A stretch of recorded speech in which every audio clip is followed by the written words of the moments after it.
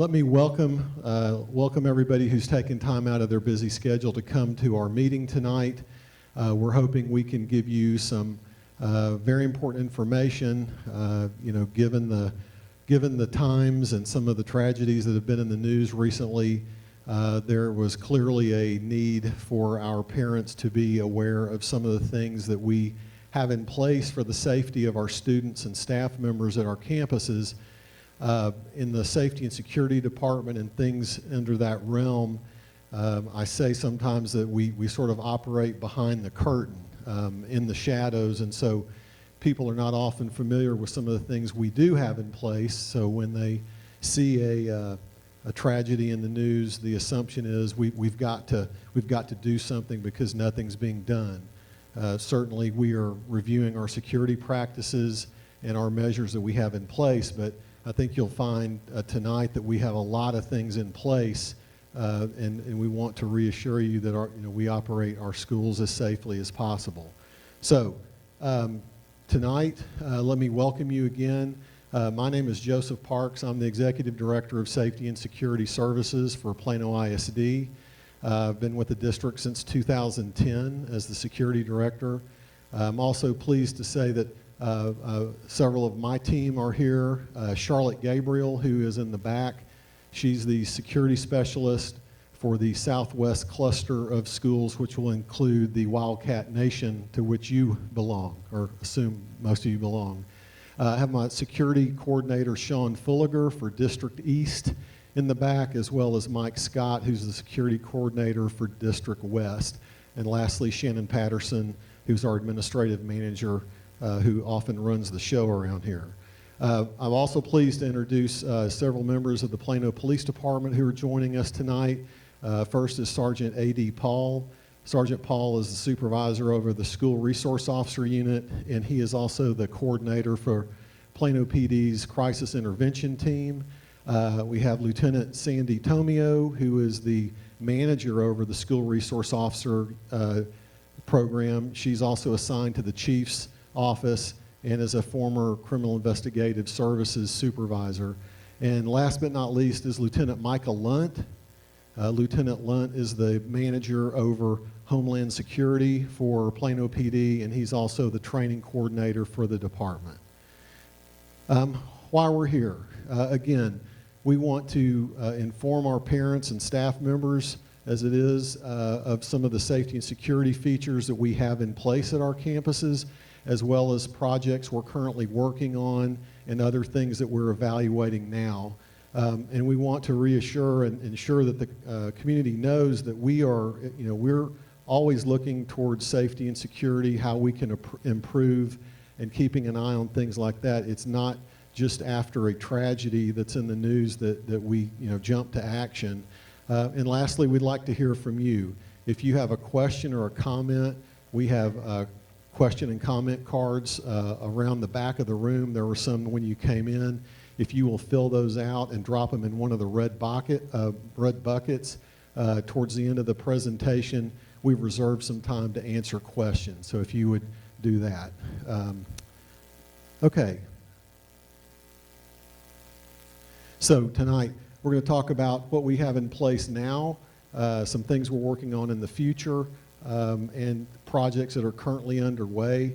We're also going to hear from the reps from the police department on the partnership that's so important between PISD and Plano PD in keeping our students and campuses safe. And as I said at the end, we'll take some questions from the comment cards. Okay, I'm just going to jump right in. These are things that are currently in place and have been for quite some time. The first is the standard response protocol. If you have a student at a PISD school, hopefully you are well aware of this. The standard response protocol is a system that was created by the I Love You Guys Foundation. I Love You Guys Foundation was started by a man named John Michael Keyes and his wife, who lost their daughter in a school shooting in Colorado in 2006. And basically what the Keys and their foundation did was they went around to numerous school districts, law enforcement agencies, and emergency management divisions, and they cherry-picked the best processes and procedures for emergency response that work well in schools. So it is geared specifically for use in schools. It's an efficient way of teaching our students and staff how to take 4 emergency actions, which are lock out, lock down, evacuate, and shelter. And those emergency actions can be used in a number of different types of emergencies. So it's sort of the foundation of our preparation. During the first week of school, in every school year, all students 3rd grade and above and all campus staff members review the SRP training video, which is about 30 minutes long. There is a elementary school version and there is a secondary school version. Within the both versions, there is something we talk about called the option to run. And what this is during a lockdown or any other emergency, we have to have an orderly way to address that emergency and have everyone know what they're supposed to do. If a lockdown is announced and that's all the information that's available, our students and staff know to follow the standard lockdown procedure: locks, lights, out of sight. Get behind a locked classroom door, turn out the lights, get out of sight, and be quiet. But we throw in the option to run, which is if you have other information, you've seen something, you've heard a disturbance, gunfire, you've seen something, some specific detail that you know about that would make it safer to just flee the campus, then students and staff can do that. That they're instructed that they can do that, because what we don't want are people, cowering in a room when it would have been safer for them to just leave. And so that's why we throw that in there as an important option. To bolster our efficiency and fidelity to the SRP system, we conduct mandatory emergency drills throughout the school year. During the first 10 days of classes, every campus has to conduct the 4 drills that you see on the screen: a lockdown drill, a reverse evacuation, a fire or evacuation drill, and then a shelter for dangerous weather. I know right now that what is on everyone's mind is active shooter, okay, and school violence. But what I, as the security director, have to make sure we remain focused on is that there are many other threats and concerns and dangers that we want to be prepared for. So I don't want us to be so focused on that one type of threat that we forget about other things. And North Texas dangerous weather is one of the things that we're going to see probably every spring. Okay, so the drills continue throughout the school year. They do drills at regular intervals. By the conclusion of the school year, they'll have done 9 fire or evacuation drills, 3 lockdown drills, 2 reverse evacuation drills, and 2 shelter drills. We conduct regular staff training on matters of safety and security. All of our campus administrators, which is the principal, the assistant principal, the administrative intern, have all taken the FEMA Incident Command System for Schools training. ICS 100 SCA is the course they've taken. And then they do a refresher course every year. And this is so that our campus leadership is aware of the structure that is used when we have to mobilize for an emergency. The district uses a training system called Safe Schools, which is an online training system that has video and online training modules on dozens and dozens of different topics. So every year before the new school year, the district leadership goes through and decides which of the courses within Safe Schools that our administrators have to complete. Safety and Security makes recommendations of 1 or more courses, and of course we always do the SRP video, but we also choose another safety relevant, security relevant type topic. In the past we've done visual detection of weapons, we've done dealing with aggressive persons, proper supervision of students, things like that. and that's for all the campus staff members. During the summer, when the principals come back to work following the summer, they have an in-service period. And during the principals in-service, we put on a safety and security update, which I present safety and security reminders on procedures, processes. If there's been confusion that we've noted in different areas, we clear those things up. We discuss any new information, new procedures, new concerns. And what we've done the last 2 years, and then we'll continue, is we sort of convert this safety and security update into a mini school safety symposium. The last 2 years we brought in national speakers. One was John Michael Keyes, who was the founder of the I Love You Guys Foundation, and he shares with his experience with our principals and campus administrators about the loss of his daughter and what he went through and things that went wrong in that event and what we need to be keeping an eye towards to make that not happen at our schools. And he also, so he shares his story, and then he goes into some more basically training on the SRP, some of the fine points to that. Last year, we brought in Frank DeAngelis, who was the principal of Columbine High School when that shooting and tragedy occurred there. Same thing, we find it very effective to bring in another career educator who has lived the horror to tell our administrators about that experience and what the challenges were and how we can be prepared to do a better job. So we've brought those two speakers the last 2 years. Another thing is secure vestibule entries.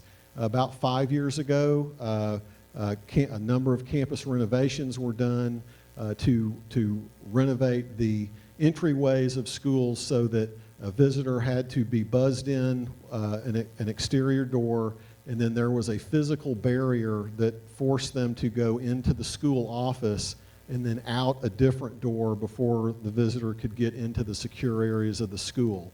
So I don't know how many campuses we renovated, but it was probably 40, 45, or 50 campuses to have that two-door vestibule. Those of you that visit campuses or perhaps work on a campus, you're aware that we have visitor management policies. Visitors have to show a photo ID, be scanned through the Raptor system, which is our visitor management system.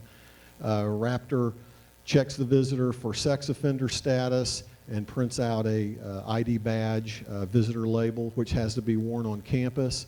Our employees and contractors all have to wear their district ID badge, and our district policy requires employees to challenge adults who don't have the proper ID or badge on and have them go to the school office.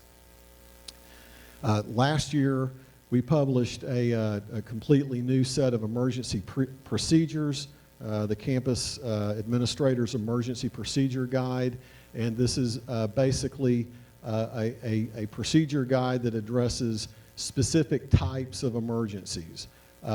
Active shooter, active violence, dangerous weather, suspicious packages, suspicious persons, criminal activity on campus, missing children, a number of different specific type emergencies, and it in a very succinct format provides essentially a checklist of procedures for administrators and staff to follow.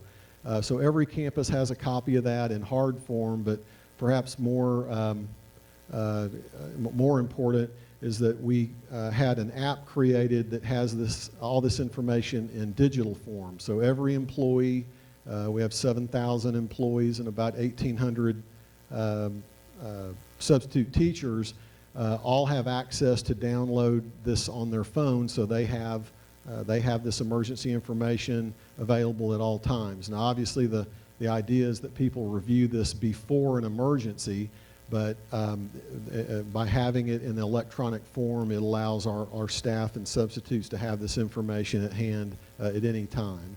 And I didn't mention, all of our campuses also have an individual campus emergency plan, and that plan has to be reviewed by safety and security every year. and this is specific to each of our 72 campuses. This is where the campus leadership identifies specific staff members who will step up to emergency roles during an emergency. It creates a list of teacher buddy lists so that we pair our teachers with a buddy so they have help if they need it in an emergency. Maps for evacuation routes, relocation areas, any number of things that are specific to that campus. That has to be updated every year and approved by Safety and Security. All of our campuses have an emergency radio, and our emergency radio system is piggybacked off of the City of Plano radio system, so it's the same level of radio system that the police and the fire department uses. It'll reach the entire district. Every campus has one of these radios. They're required to monitor it throughout the school day, and this can be used as emergency communication if there's a phone line that's down, if the phones go down, if they need to make an emergency announcement to security or another campus, or if we need to make an emergency announcement quickly to our campuses. And the most routine use of that would be to, if we had a tornado warning and we're going to issue a stop dismissal order to all campuses, we can reach out, instantly to all our campuses like that. Each campus also has, and I mention this because, communication during an emergency is critical. All of our campuses also have the small walkie-talkies that you've probably seen staff members or administrators with, so they can communicate around the campus. Those come into play if a teacher sees a suspicious circumstance outside the school or in a hallway. They can radio the campus principal immediately, and if it's appropriate, put the school in lockdown, whatever. But all of our campuses have a number of those radios. The School Resource Officer Program, or the SRO Program, and Sergeant Paul and Lieutenant Tomio are going to speak more completely about that program in just a minute, but I wanted to let you know we have a full-time police officer from either Plano PD or Murphy PD in all of our regular high schools, senior high schools, and special program schools. The Campus Protection Officer Program.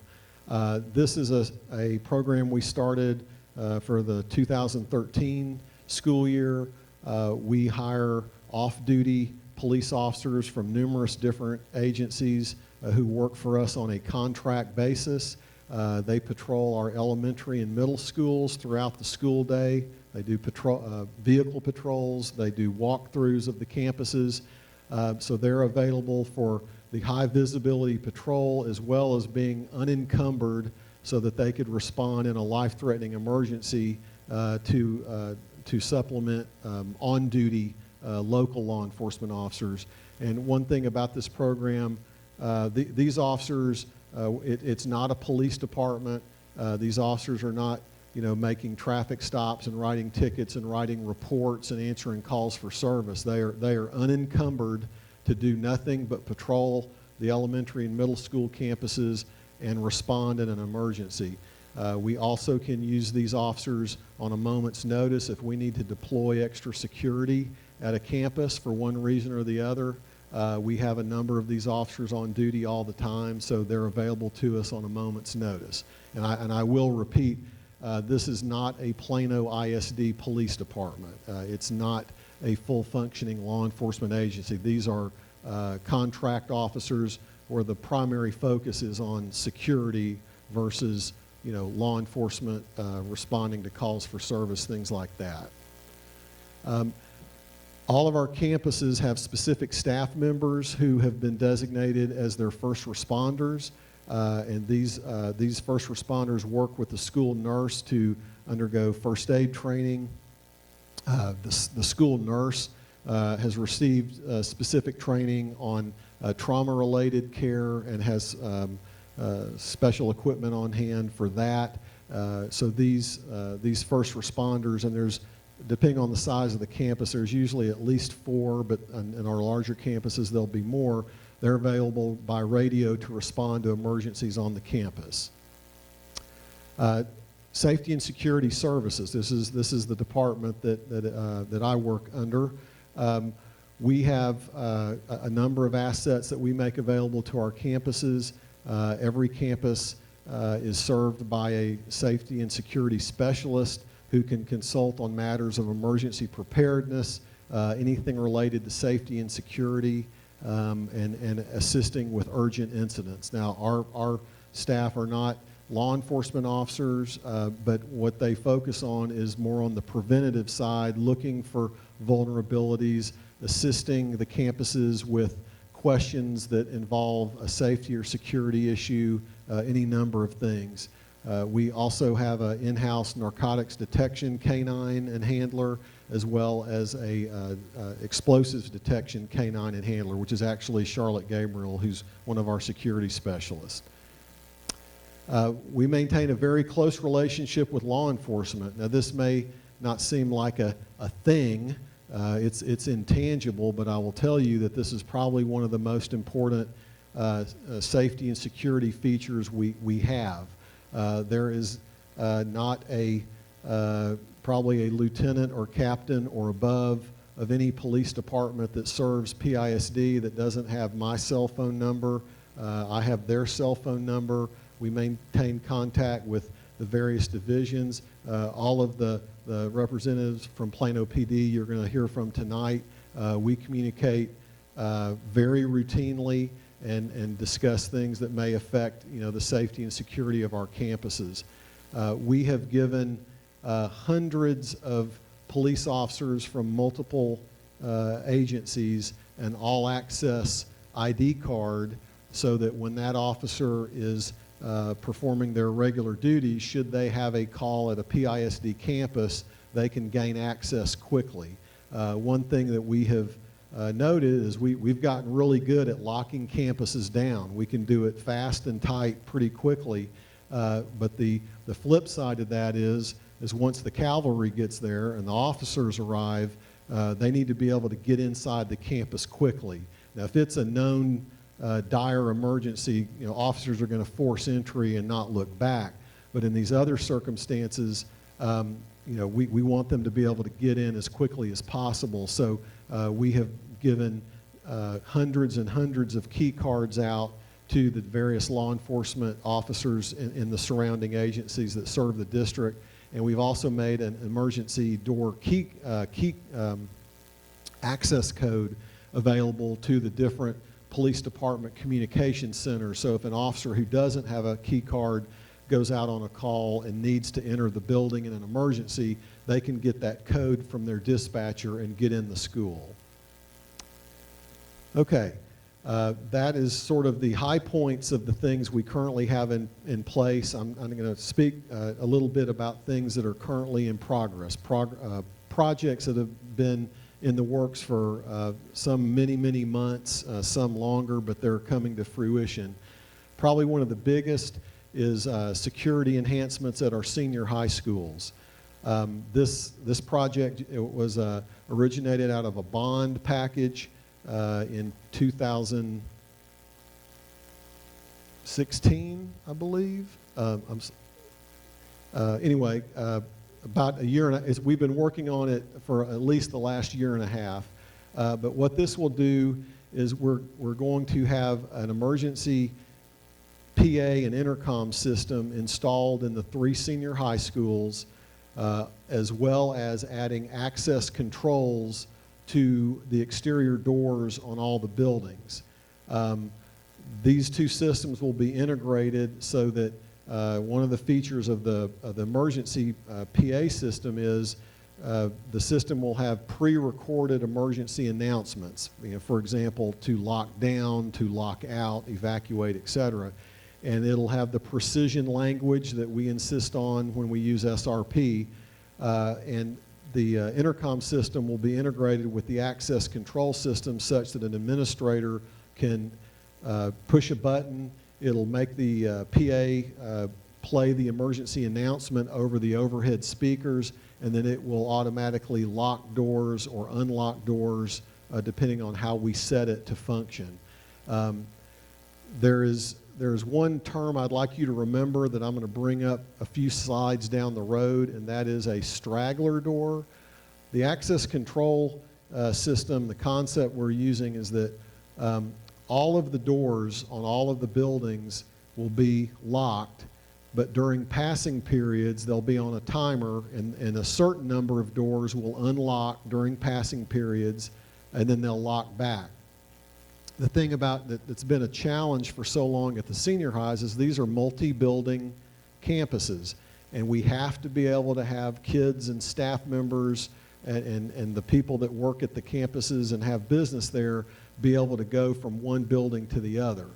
So keeping the doors locked had not really been an option. This will allow us to keep all the doors locked, and we're going to designate one, maybe two doors per building that we're going to call a straggler door. And I'm going to explain a little bit more about that in just a little bit, but keep that term in mind, a straggler door. That's going to be the designated point of entry for students and staff members when it's not a passing period, when everybody is moving. Beginning the 18-19 school year, we're going to require all students 9th grade and above to wear a photo ID card while they're on campus. This will allow administrators and staff members to more quickly recognize who belongs there and who does not. That can be more and more difficult when we get into some of the upper grades, when the 16-year-old looks like a 23-year-old, or we have some adults who wander onto campus that are 23 and look like they're 17. So this will allow the staff to quickly know whether that person should be there or not. Our security camera enhancements. Speaking to technology recently, our technology services department, the PISD has upwards of 5,500 security cameras in the district, an enormous number of security cameras. Over the last year, and then it'll continue for probably another 18 months or so, technology services is in the process of overhauling and upgrading our camera system. When that project is complete, it will be an enormously more user-friendly system, and I won't bore you with the details of that, but it'll be much easier to find out, know what you're looking at, where you're looking, and find things that you're looking for. But perhaps even more importantly is it will be of a type that will allow us to give police and first responders real-time access to our camera system in an emergency. So as you can imagine, in a critical incident, being able to have police officers who are responding or who are setting up a command post have real-time access into our schools is a huge thing. So we're looking forward to that completion of that project. We're going to, now the district has had an anonymous tip line for quite a while. It's on, if not all of the individual campus websites, it's on most, but we are going to, next Friday, April 20th, every student at PISD will watch about a 7-minute video that we're calling, the campaign of See Something, Say Something. And basically, it's a short video that talks about how it's important for students to report safety concerns if they see something suspicious, like talk about weapons or threats on campus, concern for someone's safety due to bullying, things like that, that it's really important that they do one of three things. They tell a trusted adult at home or at school, they call 911 if it's an immediate threat, or they use the anonymous tip line. And during this video, there'll be a tutorial that shows the student how to download the PISD mobile app and access the tip line. So this is the screenshot of the tip line. That's going to be rolled out, the video, April 20th. We're planning on conducting additional staff training. One thing we're going to do, and just to give you a little idea of some of the partnership we have with Plano PD, Micah Lunt, Lieutenant Lunt, made us aware of this Pathway to Violence video, training video that's published by the Department of Homeland Security. And it basically describes things that you can look for to try to recognize behavior when you have someone who may have a real or perceived, who they believe they've been wronged, and how certain people will move towards a pathway of violence and what to look for. So we're going to push that out as training to all of our campus staff members. We're also collaborating with Lieutenant Lunt and Plano PD to develop sort of a customized version of the active shooter training that you may have seen in the community. Some of you may have attended it. And Lieutenant Lunt's going to talk a little bit more about that. But basically, we're going to try to meld, SRP, which is school specific, into the active shooter training, which was developed for the general community, and try to get the best of both worlds and push that out to our campus staff members as well. Beginning this next school year, we're going to require 2 additional lockdown drills per year. We currently do 3. This is going to be a total of 5, and we're going to require that campuses do 1 of those drills during a passing period and 1 drill during a lunch period, because we want our campuses and staff to be, to be ready to respond to an emergency during those times as well, not just when they're, sitting conveniently in class. Many of our campuses already specifically do a drill during a passing period or lunch period, but the minutes that we spend away from academics doing 2 additional drills, I think, is well worth the benefit. So we're going to start that next school year. Now this is a huge project, a huge plus. That is expansion of the School Resource Officer Program. Now, this still has to obviously be approved by the school board, but we've been in discussions for quite some time with the City of Plano to return the staffing levels of the School Resource Officer Program back to what they were many years ago, which was actually many more officers, because of budget cuts that began sometime around 2003 and went through 2009. The SRO program actually shrank to half of its original size. This expansion or return to prior staffing will involve 15 new school resource officers and 1 additional sergeant. This will allow us to staff every middle school with a full-time SRO, and we'll add a second SRO at each senior high school. So that is anticipated to start August of 2019. So not this school year, but the next school year. You may question, well, why are we waiting a year or a year and a half? The fact of the matter is, for the Plano Police Department to hire, train a new officer such that they can replace an officer who would be selected for the SRO program takes about 12 to 14 months by the time you factor in a background investigation, the hiring process and screening, basic academy, field training, check ride, mini academy, all that. So that's why the time seems a little in the future, but that's probably coming. Okay, so that's what we have in the works right now. Some things that we're reviewing and considering. One is to place what we're going to call safety monitors, staff members at the 3 senior highs who would operate these straggler doors I mentioned to you. This would allow us to keep those doors locked throughout the school day. They would operate like the front doors of schools that you go to, where you have to buzz in and you're on video. These monitors would operate these remote doors in that fashion, so that if a student or staff member went to a building to the straggler door, they could see on video whether or not the person had their ID card and talk to them and then buzz them in the door. They could also monitor security cameras live, and they can also function as for lack of a better term, a hall monitor to walk the campus and be an additional set of eyes and ears looking for suspicious activity.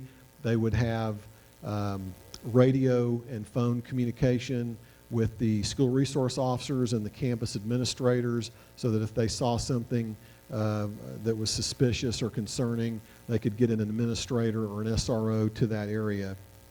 And also with the PA system and the access control system, the way it would be set up, if one of our safety monitors observed something concerning that warranted a lockdown or other emergency action, they could initiate that as well. So that's something that we're looking at. Another thing is random metal detector sweeps. I've been the security director at PISD since 2010, so I have been here following the Sandy Hook tragedy and then, of course, the more recent Parkland, Florida tragedy. Whenever we have events like that, one of the first things that people want to ask about is metal detectors. And I'll talk about this a little bit more later, but there are some inherent challenges in operating a metal detector every day at a campus that has a large population.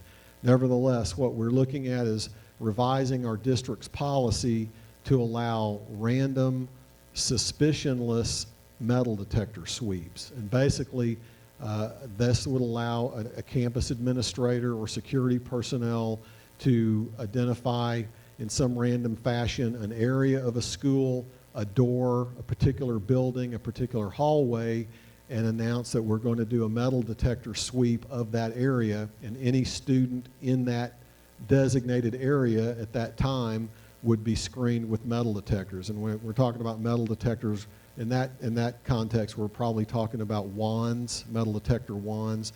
We do have those available to our campuses for specific need, but this would be a pretty significant change in policy to allow, like I said, random, suspicionless sweeps, which those would serve as a deterrent, because you don't ever know when there's going to be a random metal detector sweep. That's the idea. We're also looking as part of a campus or a capital improvement program to modify some of our elementary school open pods.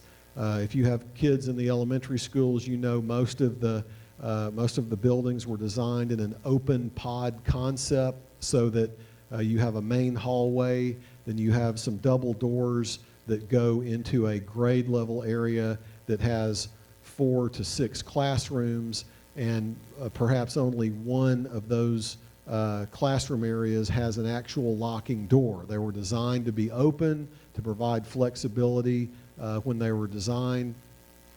We do hear from staff members and sometimes from parents about concerns about, well, how is the school going to go into lockdown if the classroom doesn't have a door?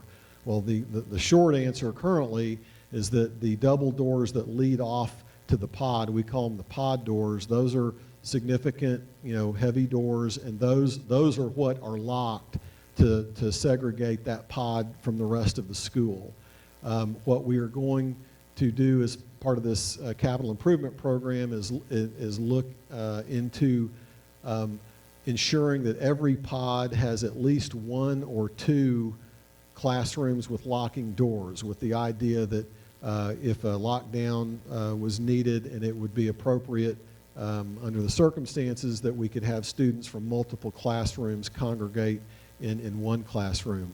Now, I will tell you, because I have responded to some parents who are concerned about, having, we should have a locking classroom door on every classroom in those pods. I will tell you, sometimes when it comes to security, you are to gain something here, you're losing something over here. Most of our open concept elementary schools, at the rear of the pod, towards the outside of the pod, they have exterior doors, which in an emergency, that's an option. We talk about this option to run if we have all of the doors in the pod with closed and locked classroom doors. That's going to limit your ability to flee through the other exterior door. So it's give or take in a lot of these situations, but we're looking at adding locking classroom doors to provide an additional option to those elementary schools. Window coverings, we have a couple of campuses that when they were designed, were designed to be open and welcoming and very attractive, and as a result they have large expanses of glass, which is beautiful, but from a security standpoint, if you're trying to lock down that campus, one of the primary tenets is to be out of sight, so concealment. We're looking at what it would take to provide some sort of window covering, whether that is mini blinds or a curtain that could be deployed quickly, something like that, so that those areas would have concealment from the hallway. Threat assessment model. One thing that we are exploring, currently if a campus identifies or observes concerning or disturbing behavior, dangerous behavior on the part of a student, they can consult with Student and Family Services and the counseling department and require the parent to get a threat assessment done on that student. And how that typically takes place is the parent takes the student to a mental health professional to be evaluated and signed off, or an evaluation made. We are going to look into what's called a multidisciplinary threat assessment team model, which is a system that some school districts have.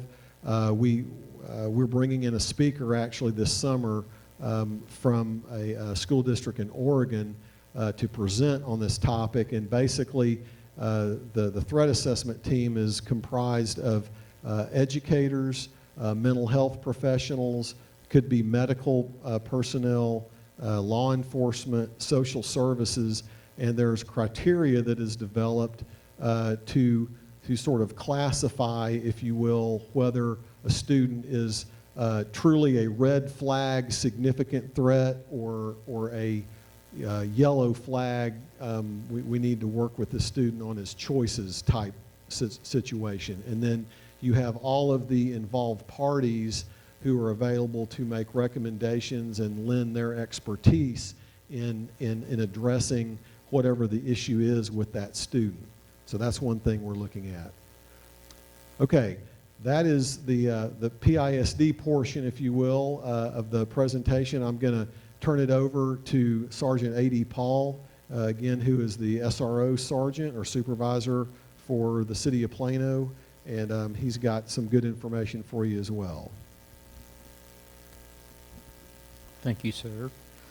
Joe just told me he's got Jason Deli on its way, so just hang tight. No, I'm just kidding. We're not going to get no food.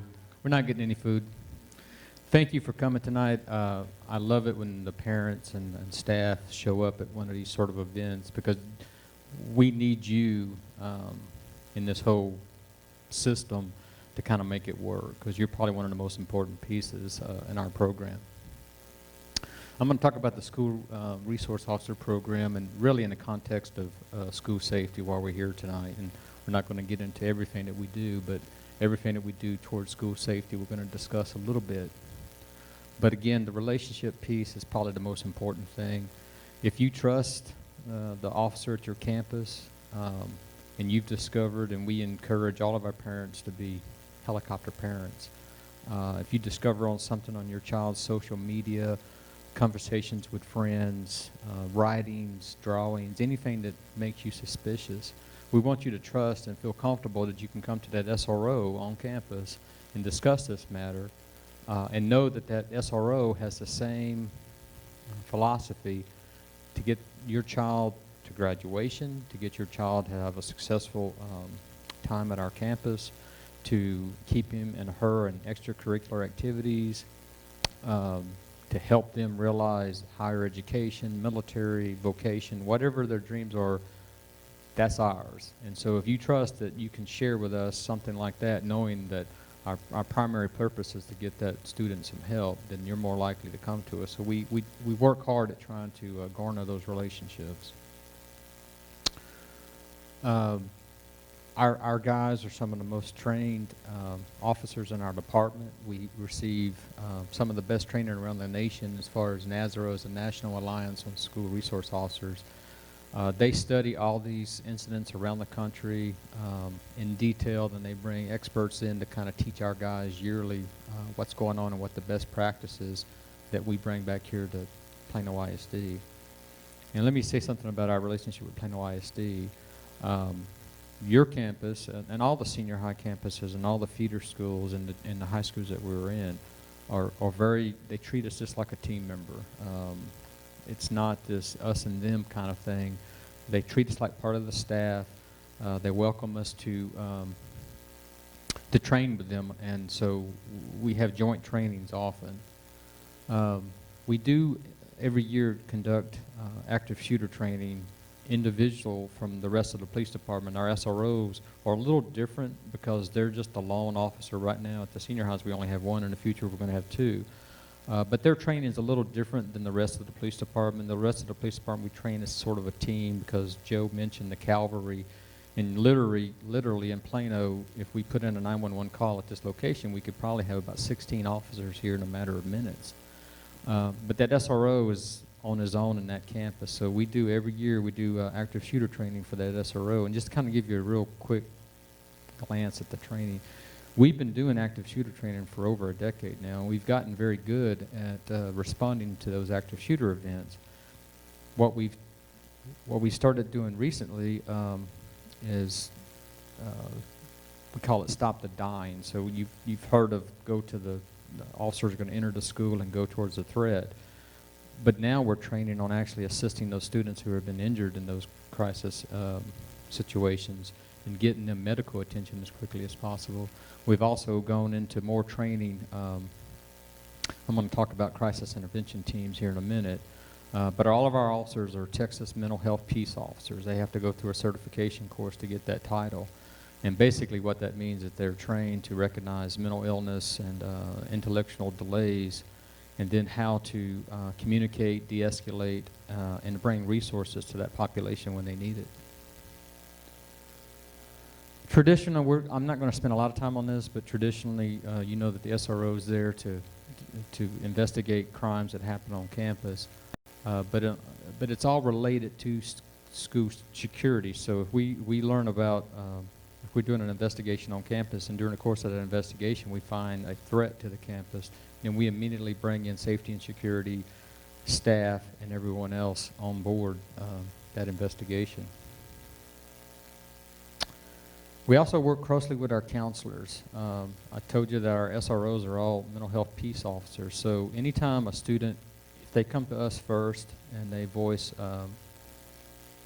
something going on that they need help with, then will bring our staff in and our counselors in, and they're terrific to work with. If you've ever been to one of our campuses after a tragedy, whether it's a motor vehicle crash, fatality, or suicide, those counselors and the officers work closely together to help those students the following day.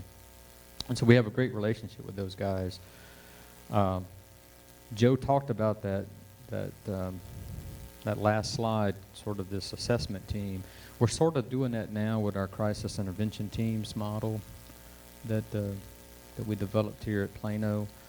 And basically, Lieutenant Tomio is going to talk about kind of how these investigations, once they pop up outside the campus, primarily how the police department and CID, our Detectives Bureau, Safety and Security, campus administrators act immediately to address that threat. I want to talk real briefly about CIT. It's basically a program in which there's a training piece that they become Texas mental health peace officers, but also it's the collaboration piece where we get relationships with our emergency rooms, our big mental hospitals, even our small clinics. We probably know the managers and some of the nurses at those locations. And we also find out what's going on in the county. We have a great relationship with our mobile crisis team here in the county that will come to a campus to evaluate or assess a child, work with the parents. We also we have a mental health coordinator at our department. It's a full-time social worker. She sits on the CRCG, which is I always butcher this, it's the County Resource group. And basically what that is a group of professionals that work at the Child Advocacy Center. So they bring together law enforcement, social services, CPS, the district attorney's office is there. And so they kind of can work on cases that get brought to them from parents primarily. Parents have tried everything to address their child's issues. There's nothing's really seeming to work. There's financial issues. There's other issues with the family, and the parents are at their wits' end, and they haven't been able to modify the child's behavior. She can or he can bring a case to the CRCG, and Plano PD is right now is the only law enforcement agency on this group, but we can bring in McKinney or Frisco, anyone that is related to a case, and we work together to try to get that child and that family resources and try to get them to the top of the list on the state resources list. So that's what we're doing now. We follow the Memphis model with our police department. Basically what that means is we have a full program where we also have the training piece and the state mandated training, but we also go beyond that, and we've decided in Plano to all of our first responders are going to be crisis intervention teams, or in our state, Texas mental health peace officers. So every one of our first responders patrol, SROs, neighborhood police officers, SWAT team, anyone who wears a uniform and can come to an emergency has to have this training in our police department. Currently we work with DPD and Collin College to provide that 40-hour class, and then we have ongoing training. Green Oaks Hospital, Timberlawn, the C Center, if they have an expert coming that's going to speak towards a mental illness or a developmental delay, they will invite us to have cops come and take that training. And so that's part of that relationship piece, and we do the same thing with the school district.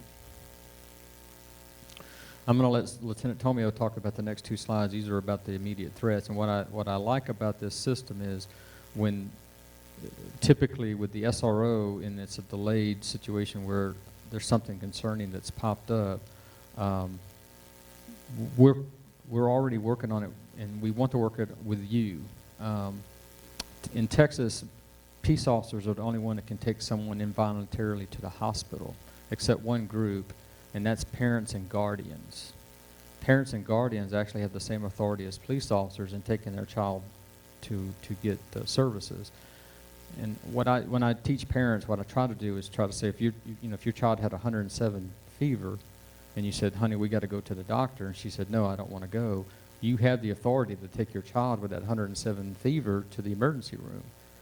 If that child is exhibiting behavior that makes them a danger to themselves or others, you have the same right to take that child to a doctor to get that assessment or get that exam. And so that's sort of what we do. We don't want to do that. We always want to let the parents take their child in most situations to the doctor to get that assessment, like Mr. Parks was talking about. There are emergencies that come up, or situations with some families in which we're the only ones that have the authority, and we do that occasionally. But in some of these investigations, we want to have the parents and the family and their doctors and their support group get together and find out what's the best way to overcome whatever the situation is in that family with that child. Lieutenant Tomio?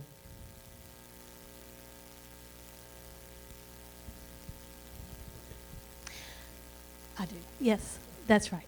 Good evening. My name is Lieutenant Sandra Tomio, and I'm assigned to the Office of the Chief of Police, where one area of my responsibility is over the school resource officers.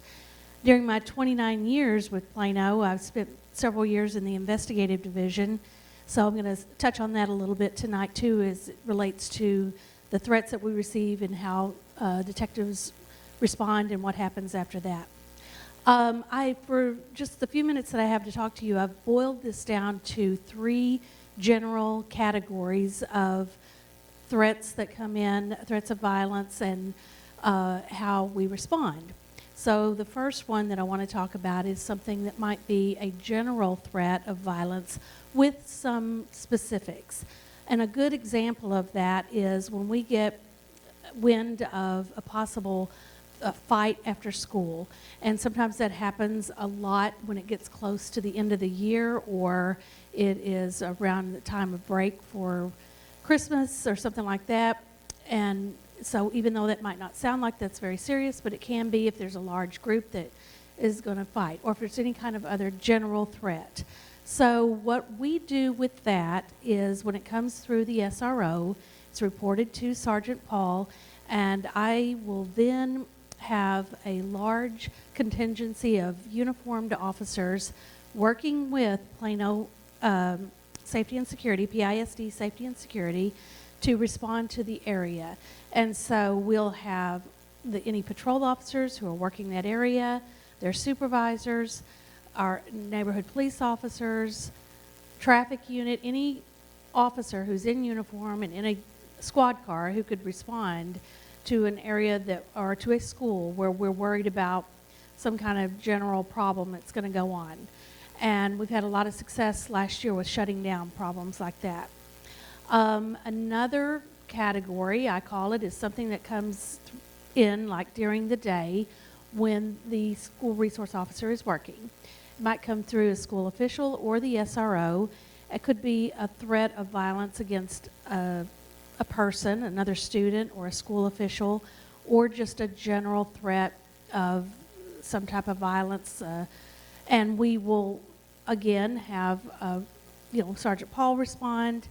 But with that, we have our detectives who will drop what they're doing, come there, start an immediate investigation, and that would entail everything that any other investigation entails, such as interviews and follow-up. It doesn't end there. It's then assigned to a detective.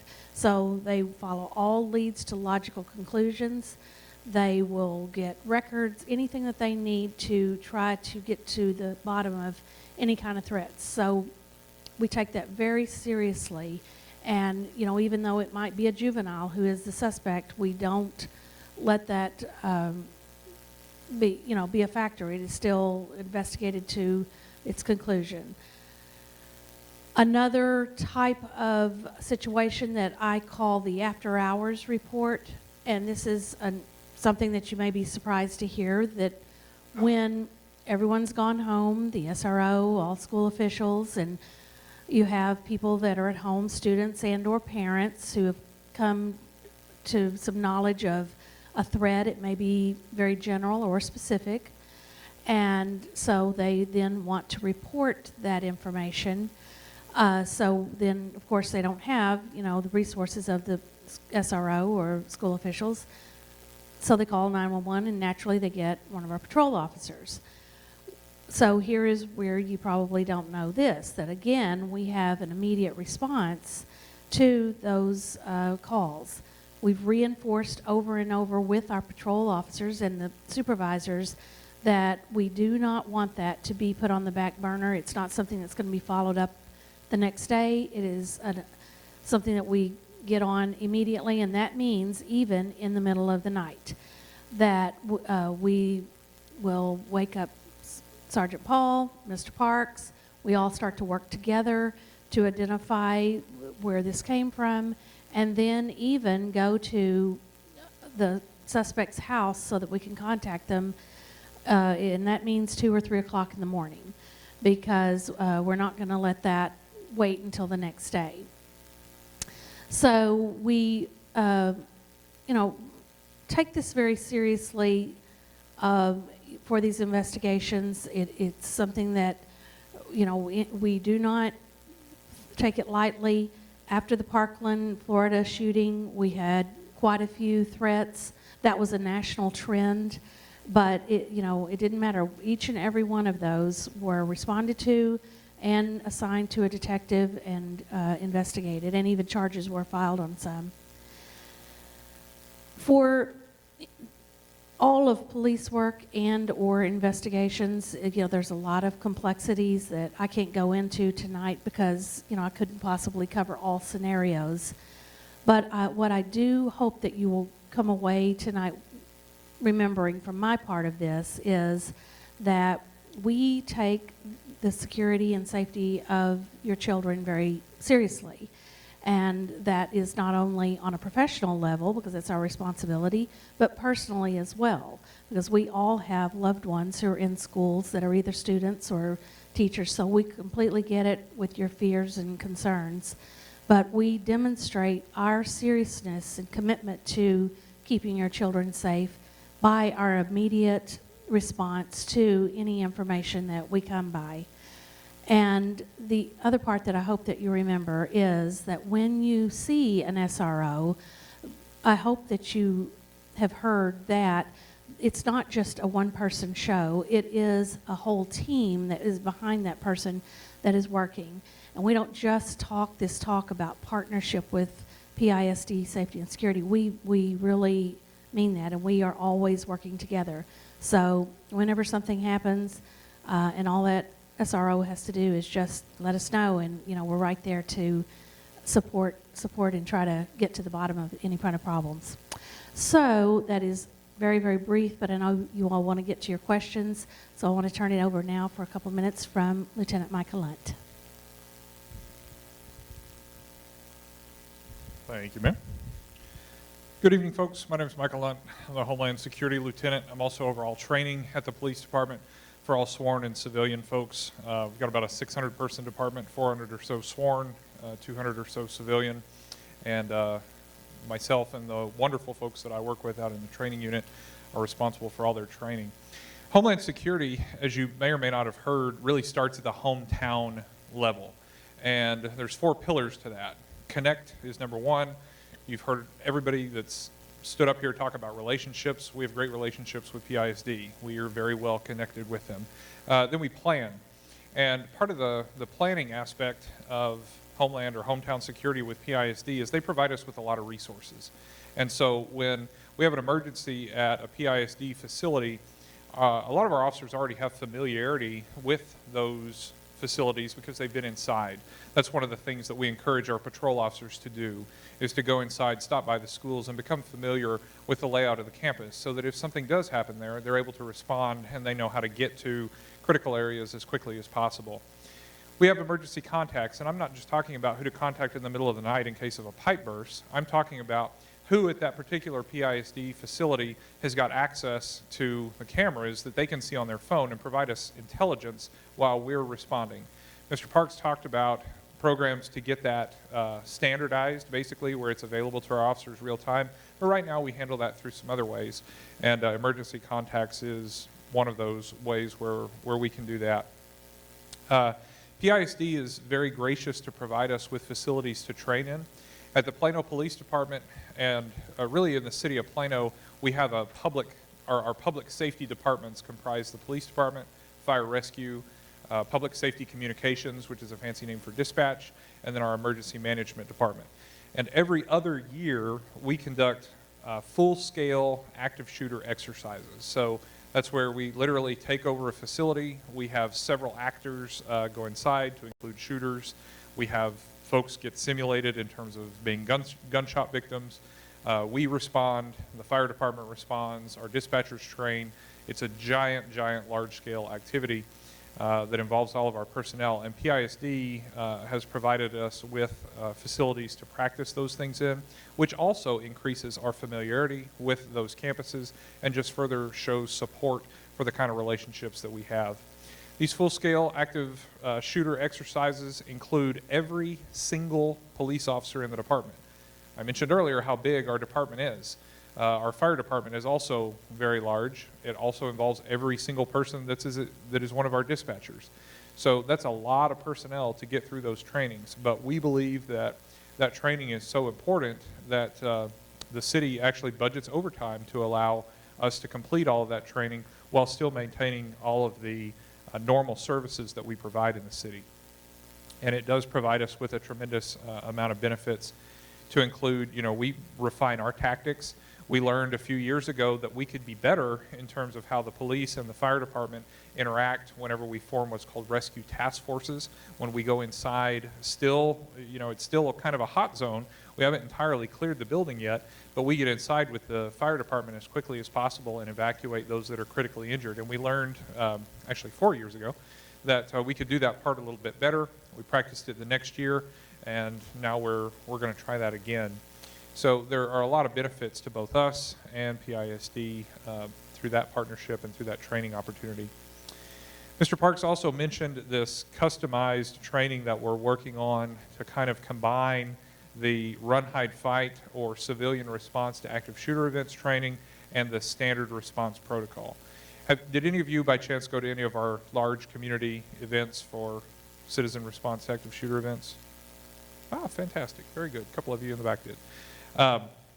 So you've seen that. And, you know, the standard response protocol is an outstanding program. It absolutely is. And there's nothing within the standard response protocol that is inconsistent with or contrary to run, hide, fight strategies. But the standard response protocol is a campus program. It's really designed for campus management. Run, hide, fight are individual strategies that individuals can employ or very small groups of people. So what we're going to do is kind of marry all that together in terms of providing the best of both worlds for what works best for PISD staff and students, and we'll be rolling out that training later on. I guess they tell me that they're going to record it and then share that with a lot of folks, because PISD is a very big organization. So we'll provide some live trainings, and then otherwise we'll push the rest of that out on video. And that's my portion. So I'll give this back over to Mr. Parks.